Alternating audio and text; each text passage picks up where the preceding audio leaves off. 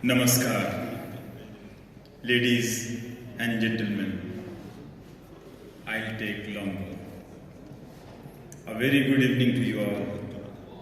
Rectors, anime scouts, young Dankard, Difference Day organizers and their partners. I thank you all for conferring on me the Difference Day honorary title for freedom of expression. I am honored to be sharing this title with Jennifer Clement, who has been a vocal proponent of women's rights and safety of journalists. This award seeks to recognize the work of those who have stood up for freedom of the press and freedom of expression. As my great country celebrates its 75th year of freedom, I would like to exercise my freedom of expression today in your midst. Yesterday, while roaming the streets of your beautiful city, Brussels, I witnessed a most energetic May Day parade. It was a wonderful sight seeing protesters of all ages carrying placards and chanting slogans for workers' unity. But the most heartening moment was seeing a blue banner in that sea of red. A placard that demanded Julian Assange's freedom and spoke against his extradition. It struck me then that the fight for rights is also a fight for free speech and dissent. No fight, no struggle is possible without this freedom of dissent, this freedom to disagree with what we perceive to be wrong. But dissent is under attack today all over the world. Our institutions have failed to protect dissent and those who dissent. And not just institutions, but a new brand of family vigilantism has shaped itself to keep dissent at the social level under check. Those who are ahead in years want to monitor those younger to them. Surveillance today is not merely the prerogative of the state, but also of neighbors who surveil each other in the name of religion, in the name of what they eat. I see youngsters around me becoming critical of dissent. The space to critique is getting narrower within university spaces. Today, the act of dissent brings with it the torment of an isolation which ranges from political to the social. Dissent can be recognized only in one setup, and that is democracy. If you manage to eliminate democracy, then you will never feel the need for dissent either. From media to social media and a plethora of identification numbers, in India we call it Aadhaar card. The tools to erode democracy are many for those in power. A robust media ecosystem is essential for any functioning democracy. But today's media has become a tool in the hands of the state. If you are a farmer and are protesting against a state policy, then you might find yourself labeled a terrorist and your roads blocked with barbed wires and concrete slabs. Or you might find that your bank accounts have been frozen. These incidents have taken place in two different countries. There is an argument these days which is gaining around that dissent or disagreement with a state policy must be only expressed within the country and not abroad. Although, as I said, it's not an easy task anymore to express dissent in one's own country either.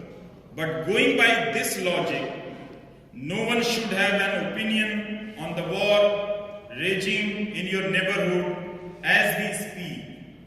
Let no one talk about Germany, which took shape under Hitler and which turned common people into supporters of mass murder. Can one not discuss that past in Belgium, a country invaded by Hitler's army? Should I instead take a flight to Munich and talk about Nazi Germany there?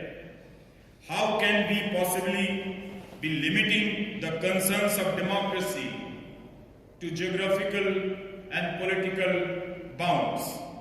Back home, our Prime Minister says that democracy is not just a system but a spirit.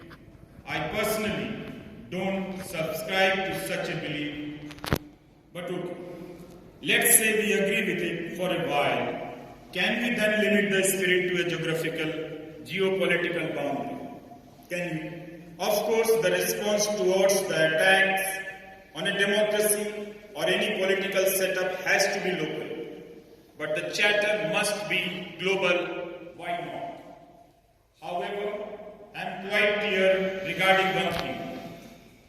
No government is interested in democracy anymore. Anyway, they might be democratic on paper, but they are simply concerned with business and they manage to do it pretty well. Mostly. No contradictions there. Therefore, democracy is an issue of the people, for the people. It is the people in different countries who have to grapple with the idea of what they want in their democracies. World leaders have reduced themselves to just being leaders for themselves, even as they are divided into various categories. So then who is afraid of dissent? Who hates it? The first in line is the man who wants to pocket all the profits that he can. The man who wants to keep on widening the inequality gap so 90% of a country's population is at the mercy of subsidies and state support, recoined freebies these days. But the aim of these profit mongers is pretty simple. They want to keep the overwhelming population at the basic minimum of sustenance and be indebted to them for their generosity. Thereafter come the racist, casteist, and communal fanatics who ensure that something always keeps the people occupied and away from issues that actually concern them. The more poverty increases in society, a society, the wider the gap in knowledge and information. The poor don't have good schools or access to reliable system of information. How will they participate in a democracy if they don't have this access? Effectively controlling the media ensures that the poor are kept ill-informed and those who can afford information are misinformed. This is why government policies across the world ensure that, contrary to their claims, poverty is not eradicated. Widening inequality gaps should, therefore, tell you that the gap in information is widening. The perils of democracy are different in rich and poor countries. There is no other way to put this. The poor are never treated as equal participants in a democracy, and there is only one way to ensure that this does not happen: by guaranteeing that alongside fair opportunities, access to information is affordable and reliable for all. Independent across the world, democracy is weakening. It has survived only for those who are in power and for their supporters. No more does it exist for those who are critical of authority. The job of journalists have thus become very challenging. The road to good journalism now passes through the valley of the shadow of the jail. Many journalists in India have had to serve jail time or have been booked in various cases. When Kashmir-based photojournalist Sana Irshad Mattu won the Pulitzer, she was not allowed to fly out of the country to receive it. No message of condolence was delivered by the state head when Danish Siddiqui, who had been vocal against COVID mismanagement by the government, was killed while being on assignment in Afghanistan. The late Pawan Jaiswal reported how a village school in the state of Uttar Pradesh in India was handing out salt and bread to the children as part of a flagship meal at school government program. A case was registered against him for maligning the image of state government. Generously enough, he was later cleared of all charges. Kerala's another state of India, Siddiq Kappan was going to cover a gruesome rape and murder case in Uttar Pradesh. When he was arrested en route, falsely accused of disrupting communal harmony, of being anti-state and money laundering, he